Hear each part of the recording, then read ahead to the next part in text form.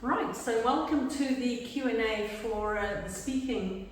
We asked schools to send in lists of things that they get asked by students on a regular basis or might pop up in question. So Angie and I have decided that we are going to talk a little bit about the questions that were sent to us. If you didn't send us a question and you have one, I'm really sorry, it's too late, but maybe we'll do this in future again.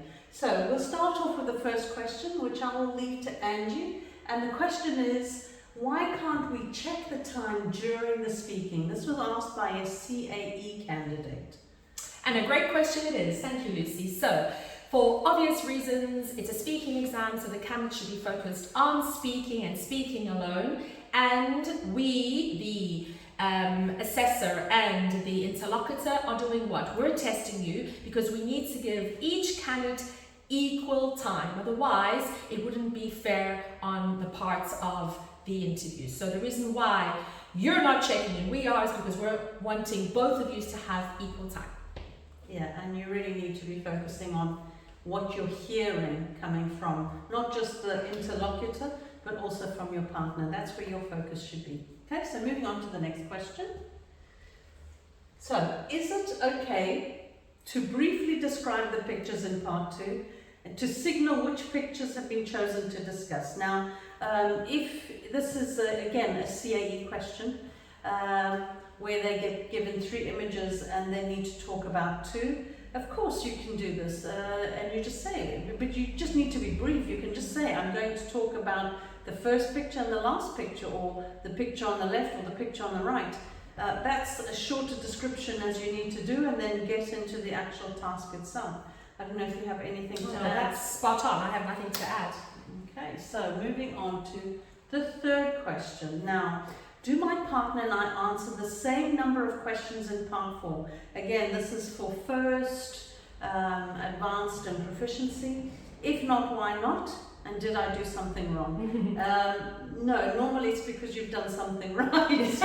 Actually, Angie, do you want to answer that? Of course, yeah. So what they're doing is they're doing follow-up of part 3. So they are throwing out questions to you, and if you and your partner are talking together and answering the question that's together, it's a natural flow of the conversation. And so sometimes one question is asked, but in fact you're both giving your opinions on it, and sometimes they don't even ask all the questions. What's important is that you just keep talking until the interlocutor moves on to the second or third or fourth question. Yeah, it doesn't mean you did anything wrong. It just means that the time is up.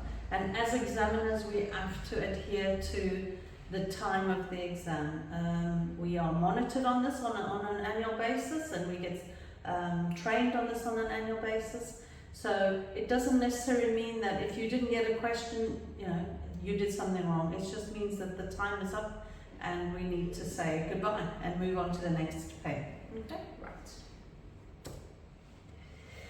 Interesting one. Can we mix idioms, informal language with less common or more academic vocabulary and expressions? Or do we have to keep it to a more formal tone or register throughout? My advice is, if you are using idioms, and now using idioms appropriately and at the right time, not just trying to fit them in because the examiners will spot that immediately. If you want to keep the conversation casual, you can even use humour, which is very welcome for examiners who have been examining 2 or 3 hours.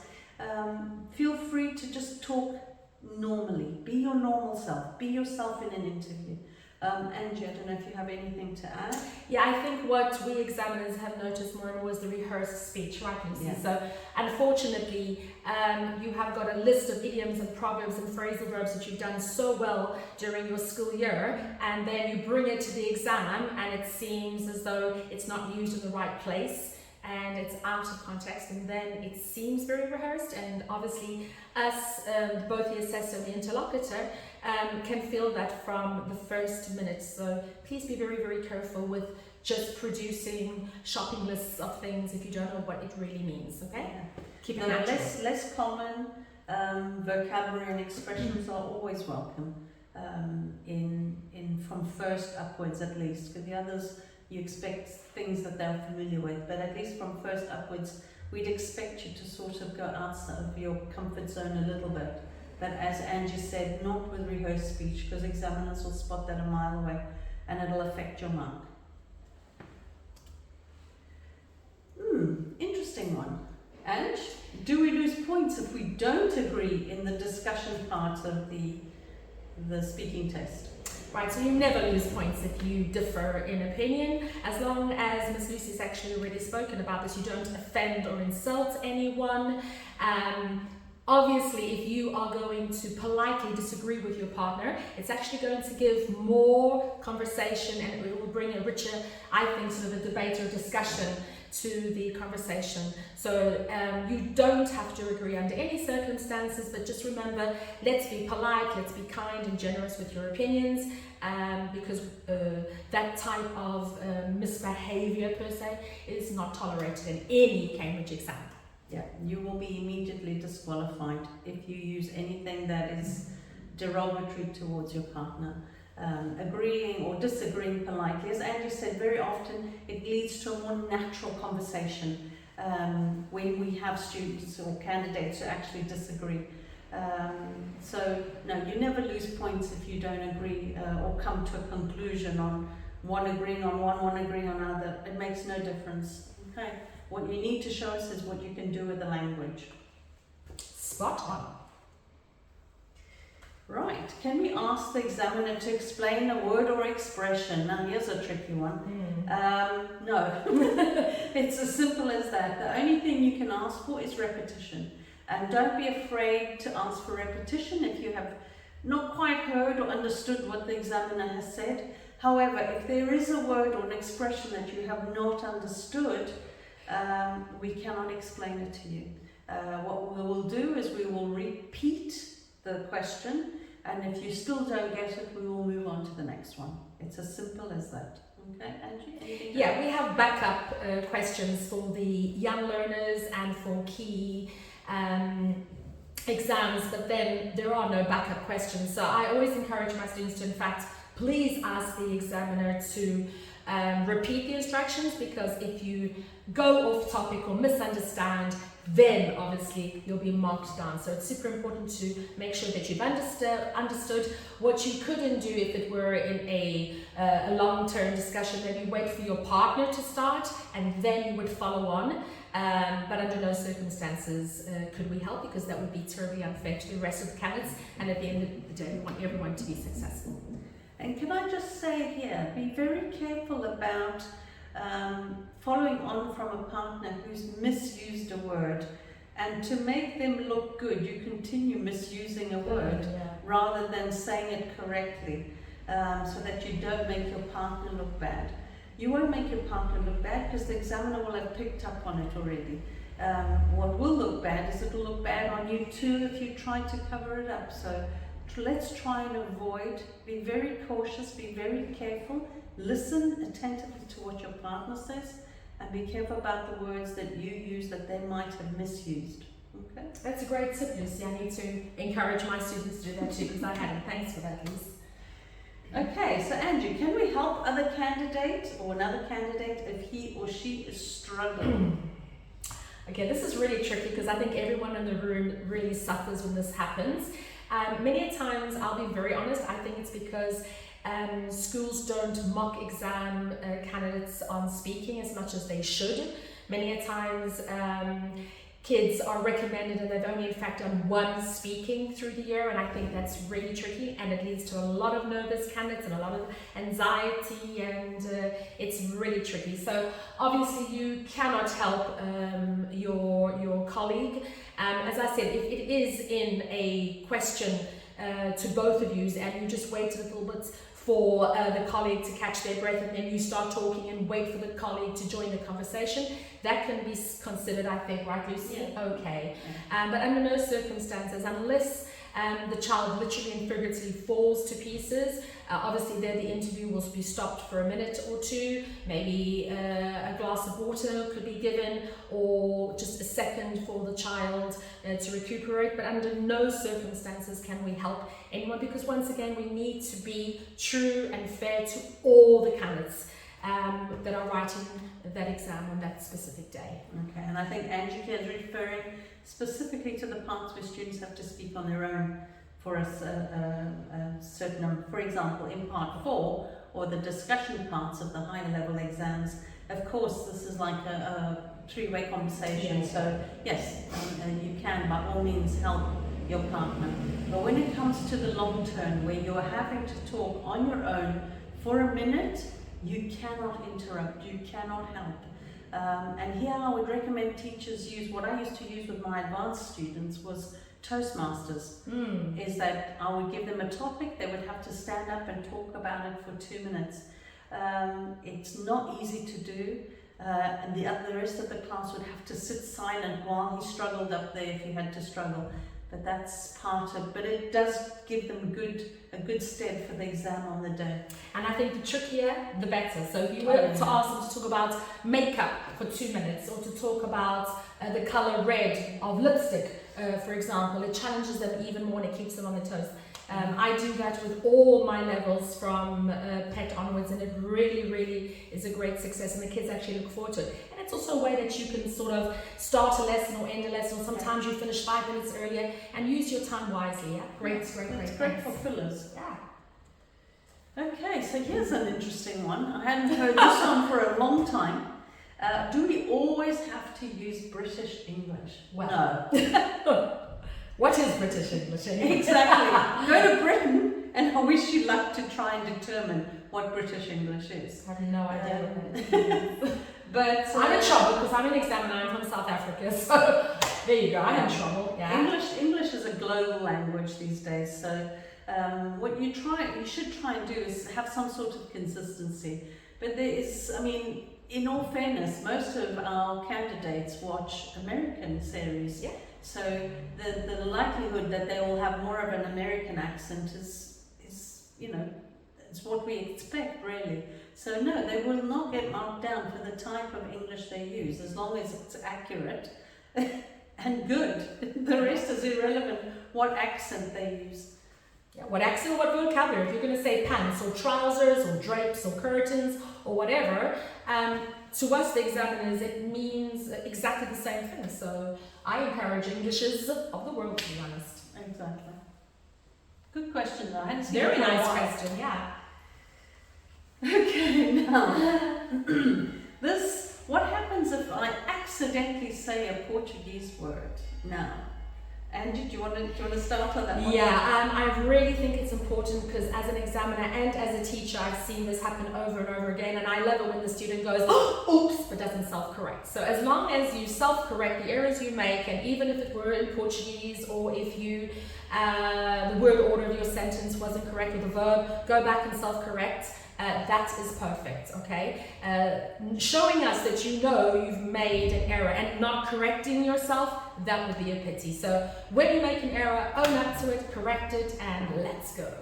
Yeah, I think this is something that teachers should work in class, because this is very common. I mean, I know as an English speaker, very often when I speak in Portuguese, I'll bring in an English word, and then I'll try and remember how to say it. It's very natural, actually, to do. So in an exam, it doesn't surprise me that it happens, but I think this is something that teachers should be aware of in the classroom. And if a student does speak Portuguese, ask them to auto-correct themselves immediately. Because I've seen in an exam situation where this has happened and it's thrown students because they think that's it, that's their speaking gone to the dogs, but it's not. If they can self-correct and show that they know, because as I said, this is a very, very natural issue that arises when you speak a different language. One thing I've actually noticed, Lucy, now that you mention it, is sometimes in part 3, You have a few seconds to look at the picture, and then you start talking Portuguese to your partner. That is a no-go. Even though those seconds you're not being officially assessed, it's not correct to be bringing, obviously, Portuguese to the exam. Right, now, if I speak slowly, do I lose points? Well, depends what you mean by slowly. This is part of the marking criteria, to be honest, and slowly could be interpreted as Hesitation. Hesitation, exactly. And if the hesitation impacts on your communication of what you're trying to say, you will be marked down. So speaking fast is also a problem, because then you get through everything in less than a minute that you have to talk. So I think you need to speak at a natural pace as much as possible. Ange, have you got anything to speaking add? slowly, I don't see it as a problem. But I mean, if it's gonna interfere with your conveying meaning, so it's a strain on who's listening to you. Naturally, for hesitation, you're going to be marked down. But there's a difference between hesitating and speaking slowly. Maybe if you're trying to buy time to gather your thoughts for the first few seconds of part 2, for example, but then you need to, as Lucy said so correctly, keep it to a natural speed, just like ours is. Yeah, keep it natural. Yeah. You need to keep it natural. Don't slow. Don't go too fast. Okay.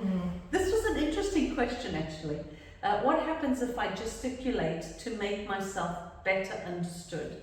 For those of us who do like to talk with our hands, as long as you don't knock anybody else out while you're in the process, it's fine.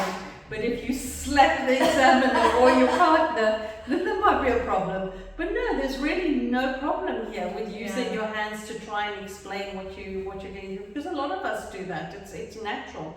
And I've actually had students tell me that, oh teacher, I spoke with my hands, and I think sometimes it's also because the person might be more nervous, and your actual behaviour changes when you're in a speaking condition. So I think I love this question. I thought this was really cute.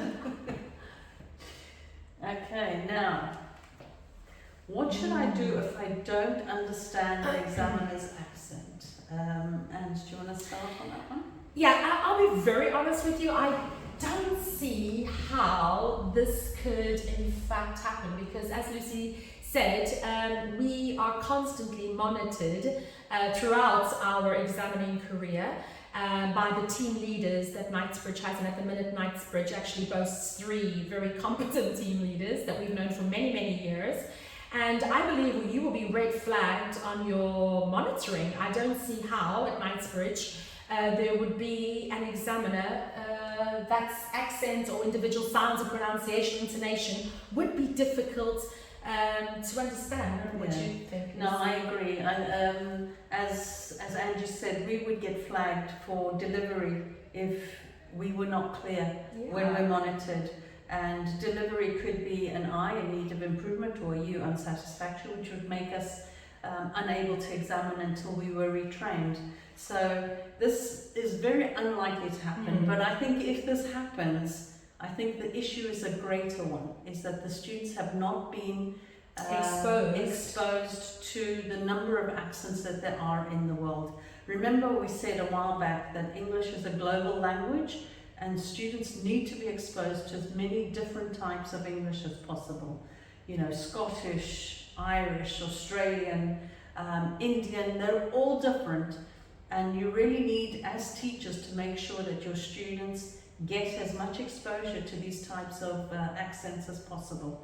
I think the listenings in class also need to be well done. This idea of just mocking the students once or twice a year, then I think this is what happens. I believe that a mock exam, a complete mock exam, is essential for this reason, because in every part of the listening exam you will come across different nationalities speaking in English. So I agree 100% with Miss Lucy. I really find that this might be more of a student's problem than an examiner's problem. Yeah, I think what we need to do here, and as Angie mentioned, you know, doing mocks and stuff, remember all of these exams that you have access to, the listenings are done by actors. So the accents are dumbed down. You really do need, I think from FCE upwards, to try and get authentic source materials and create your own questions or quizzes on a particular, because I think what you'll find in course books, and this is what I think students have an issue, is what they find in course books is done by actors, and you know, they could be very limited if you're just using course books, very limited to the type of accents that they are actually exposed to in course materials. I don't know if you have anything to add. I think you hit the nail on the head there. So, in the discussion part, and I think this was the first question, how can we start the dialogue? It's so awkward. Can I say, shall I start? Okay. So, Ange, if you want Yeah, of course you can say, shall I start? Who wants to begin? Should I go first? I mean, all of those expressions are parts of the exam, and you're going to be evaluated on all of that. Taking the initiative is super important, and in fact it is actually evaluated. So starting a conversation and then concluding a conversation, taking the initiative is super important in an exam. So in fact this works in your advantage if you are going to say, so let's begin, and how can we conclude, or what have we decided together? So go for it. Yeah, but taking the initiative also means allowing your partner to take the initiative. Of So course. be very cautious. If you start with a question, allow your partner to move on to the next discussion point. You should really be doing like a two-way conversation. You need to demonstrate that you can hold a conversation, a two-way conversation. So yeah, by all means start. You say, can I start, or do you want to start, or whatever. But you know, initiating and responding are two things that get assessed. So you need to do both. Yeah. But you know, you can start just saying, shall I start is fine. Okay. Or do you want to start? And going back to the first question, you're being timed. So under no circumstances will we let one candidate speak more than the other, or be more overpowering. In fact, when that happens, we examiners know how to make it clear that one has spoken more than the other, and we gesture to the candidates that one needs to speak more. So don't worry about that either. You will be protected, because if you're not going with a candidate that's from your school, so if you're the odd one out and you're being joined up when you get to Knightsbridge with another partner by the supervisor, don't worry, because we examiners know how then to make sure that you have equal parts, unless you just don't want to talk, yeah? You fall into silence and you don't say anything. Well, that's not the other candidate's fault. Yeah, but if the other candidate notices that happens, you must ask your partner to speak up. So, for example, shall I start? And you start, and you see that the partner is not going to contribute, you can say, what do you think? Of course. Okay? Remember not to use the formulaic language all the time and repeat the same thing. What do you think? What do you think? What do you think? Vary that phrase, but it's in your, you know, if you go up with a student who's obviously not comfortable speaking up, show and demonstrate that you're trying to bring them into the conversation. If they don't, then that's their problem, but you've done your part and you will not get marked down for trying to have a conversation, even though it didn't really happen, but you've done your part in trying to bring your partner in. That's a really important one. And as Angie says, if one speaks more than the other, there was a question earlier about why do some students get more questions in part 4. Very often it's because they didn't say enough in the discussion part, and they'll probably get asked another question that you won't. So we really try, as Angie said, we are the ones who control the time, and we are the ones who know what students have spoken or who has spoken more, and where the other one needs to demonstrate. And sometimes the last question will go to a particular candidate who didn't say as much in part 3. So that's how it all pans out in terms of timing. We try to keep it as fair for all students as possible. So true. Okay, so what about managing our time? I think it's rude to interrupt people. So this is coming back to the same thing. You know, you have a student that's slightly shyer, and we see this happen all the time. And you have a student who's extremely verbose and seems to have verbal diarrhea and is just trying to get in everything he's learned in the last 15 years in one sentence. So you need to be cautious here, and you need to train your students in this. This is not something that's done naturally.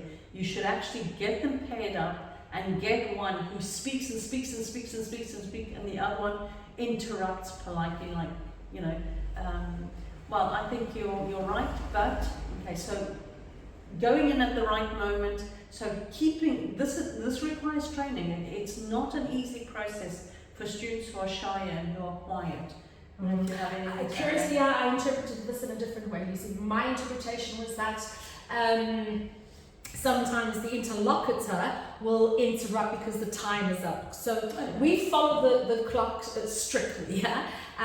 In fact, even when we're monitored by our team leaders, that is also being assessed. So if you give the candidates 2 minutes or the minutes and the time is up, the examiner usually will reach out from booklets and say thank you very much, and many a times you haven't really finished your sentence because your idea is so long and you feel as though you're being interrupted. But once again, that's because we need to give fair times to all the candidates, not just those that are sitting in the interview at that precise moment, but every candidate that is at Knightsbridge or in a Knightsbridge venue on that day, okay? We need to make sure that everyone has the same experience. Yeah, so otherwise we'll be in trouble, right, Miss Lucy? We manage your time rather than you having to do it. You need to focus on doing well and speaking to the best of your abilities. Right, so the penultimate question. So if a candidate or pair forgets to talk about one of the pictures in the key discussion, do they lose marks? Do they need to ask and answer questions about all of the pictures? Personally, I don't think so. I think if they have a lot to say about 2 or 3 of them, that's, you know, as long as they don't stop for the time that they have.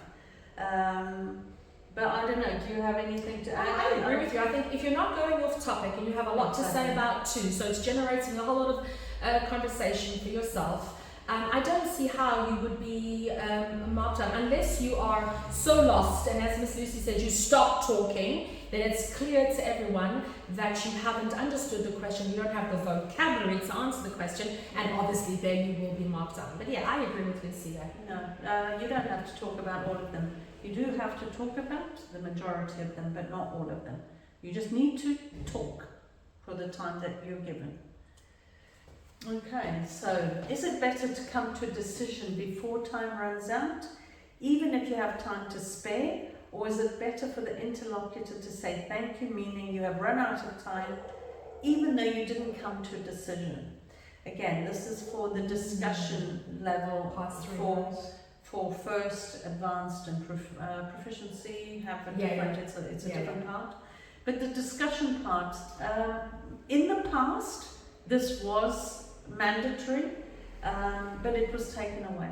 I think because basically what we need to do, or what we want to see, is that they can use the language effectively, not if they can agree on a topic. It's the use of the language when talking about and having the discussion. I don't know what you I couldn't agree with you more. It is what it is, Lucy. And this idea of the thank you, this is one of the things that we're taught to say. So the thank you means that your time really has run out. But if you, throughout the conversation, have conveyed meaning, have stayed on topic, have used a variety of vocabulary and discourse markers and grammar, you don't worry about it. You'll score great. You really will.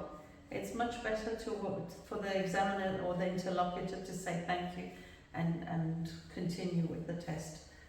It's always better to just talk. It's really uncomfortable silence when, and this comes back to sometimes talking too fast, and you have that uncomfortable silence where the examiner will go, so in other words, signaling you to continue. So just keep talking on topic until the examiner or the interlocutor says thank you. As this question has said, I mean, if you're working towards the decision itself, obviously the examiner can see that. I mean, it's because your time has run out, and as we've said, we really can't give you an extra time because you've made a huge effort, or you're doing so great, or you struggled in part 1. That's against the rules, and that wouldn't be fair. I mean, how how could you justify that if you left and said, oh, we had an extra 5 minutes, or the examiners were really cool?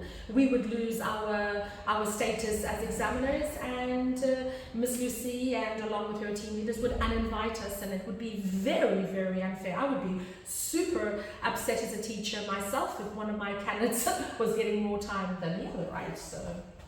Okay, so I thoroughly enjoyed that. thank you to everybody who sent in the questions.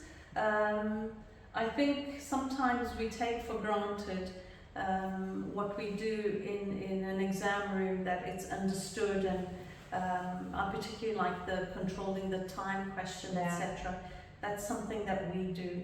Students need to focus on what they do best, which is demonstrate what, you know, their capabilities and what they've learned until the moment they do the exam. And I don't know if you have anything. Oh, I to agree say. 100%. It's like I've said, we want everyone to have a very positive experience when they come to Knightsbridge to do their exams, and to feel happy and confident and secure. That's why when Miss Lucy said, you know, bring in your sense of humour, bring in a big smile, sit down, imagine that you're just sitting in your classroom with your teacher that you love and your colleagues, and just, you know, show off the great English, be proud of the great English that you have. Don't be shy to show off all the great English that you have, because we're there for those 10 or 15 minutes so that you can prove it. So the very best of luck, and thank you so much, Lucy. I learned so much today. Thank you very much. Thank you to everybody.